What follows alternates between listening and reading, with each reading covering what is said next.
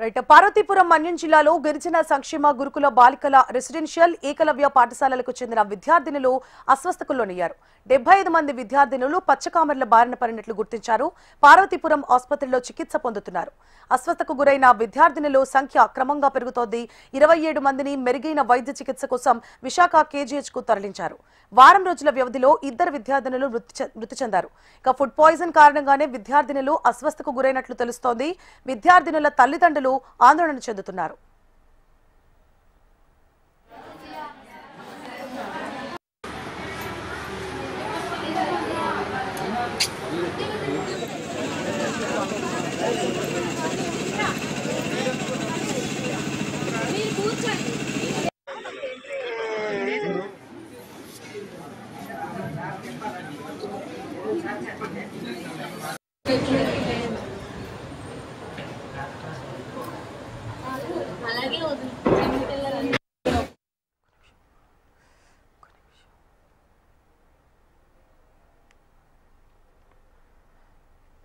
Right Parvathipuram Manyam జిల్లాలో గిరిజన సంక్షేమ గురుకుల బాలికల రెసిడెన్షియల్ ఏకలవ్య పాఠశాలలకు చెందిన విద్యార్థినులు అస్వస్థతకు లోనయ్యారు. 75 మంది విద్యార్థినులు పచ్చకామెర్ల బారిన పడినట్లు గుర్తించారు. పార్వతీపురం ఆసుపత్రిలో చికిత్స పొందుతున్నారు. అస్వస్థతకు గురైన విద్యార్థినుల సంఖ్య క్రమంగా పెరుగుతోంది. 27 మందిని మెరుగైన వైద్య చికిత్స కోసం విశాఖ కేజీహెచ్ కు తరలించారు. వారం రోజుల వ్యవధిలో 2 విద్యార్థినులు మృతి చెందారు. ఫుడ్ పాయిజన్ కారణంగానే విద్యార్థినులు అస్వస్థతకు గురైనట్లు తెలుస్తోంది. విద్యార్థినుల తల్లిదండ్రులు ఆందోళన చెందుతున్నారు.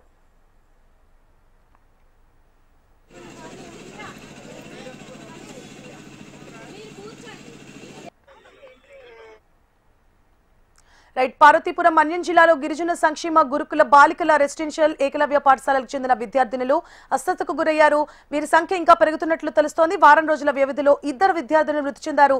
దీంతో తల్లిదండ్రులు ఆందోళనకు గురవుతున్నారు. ఇదే అంశానికి సంబంధించి మరిన్ని అప్డేట్స్ ని మా ప్రతినిధి శ్రీధర్ అందిస్తారు. శ్రీధర్. థ్యాంక్ యూ సువర్ణ. పార్వతీపురం మన్యం జిల్లాలో గిరిజనులు పలు వ్యాధులతో తీవ్ర అనారోగ్యానికైతే గురవుతున్నటువంటి పరిస్థితి.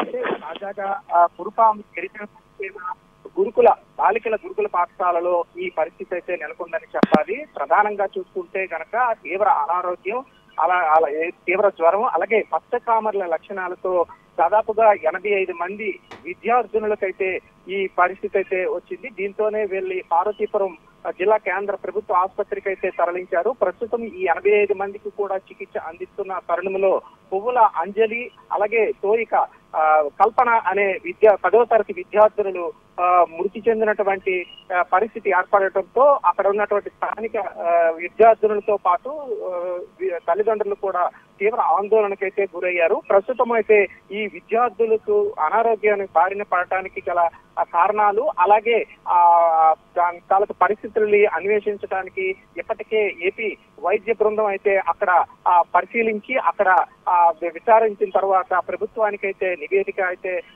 ఇవ్వనున్నారు. మరోవైపు దీనికి గల ప్రధాన కారణం ఏంటంటే అక్కడ గత 2 నెలలుగా ఆశ్రమ పాఠశాలలో కనీసం ఆర్ఓ ప్లాంట్ కూడా పనిచేయటం లేదు. మంచినీరు కూడా అక్కడ గిరిజన విద్యార్థులకు లేకపోవడంతోనే మృతి చెందినట్లు స్థానికంగా ఉన్నటువంటి పిల్లలు కావచ్చు, తల్లిదండ్రులు కావచ్చు ఆరోపిస్తున్నటువంటి పరిస్థితి. ఏదేమైనా ఇప్పటికే 85 మంది వరకు ఈ అనారోగ్య బారిన పడి పచ్చకామెర్ల లక్షణాలు, అలాగే తీవ్రమైన జ్వరం రావడంతో వీళ్ళకి ప్రస్తుతం పార్వతీపురం మన్యం హాస్పిటల్ జిల్లా కేంద్ర ఆసుపత్రులు అయితే చికిత్స అందిస్తున్నారు.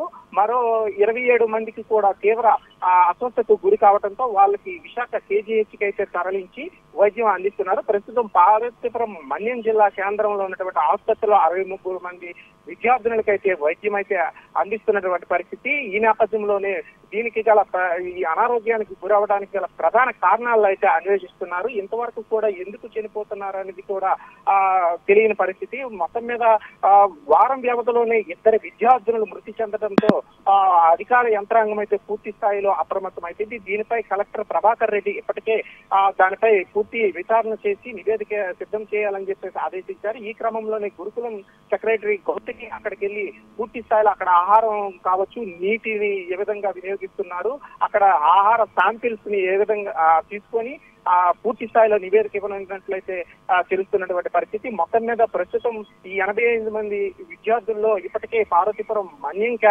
జిల్లా కేంద్ర ఆసుపత్రిలో 63 చికిత్స పొందుతున్నారు. మరో 27 మంది విశాఖ కేజీహెచ్ తరలించి వాళ్ళకి మెరుగైన వైద్యం కోసం వైద్యాధికారుల అయితే పర్యవేక్షణలో వాళ్ళకి చికిత్స అయితే అందిస్తున్నారు. మొత్తం మీద పార్వతీపురం మన్యం జిల్లాలో ఈ గురుకుల బాలికల గురుకుల పాఠశాలలో ఇటువంటి అనారోగ్యం గల ప్రధాన కారణాల్లో అన్వేషించి వాళ్ళకి మెరుగైన వైద్యం అందించేందుకైతే అధికార యంత్రాంగం వైద్య బృందం పూర్తి స్థాయిలో తీవ్రంగా శ్రమిస్తున్నటువంటి పరిస్థితి సువర్ణ.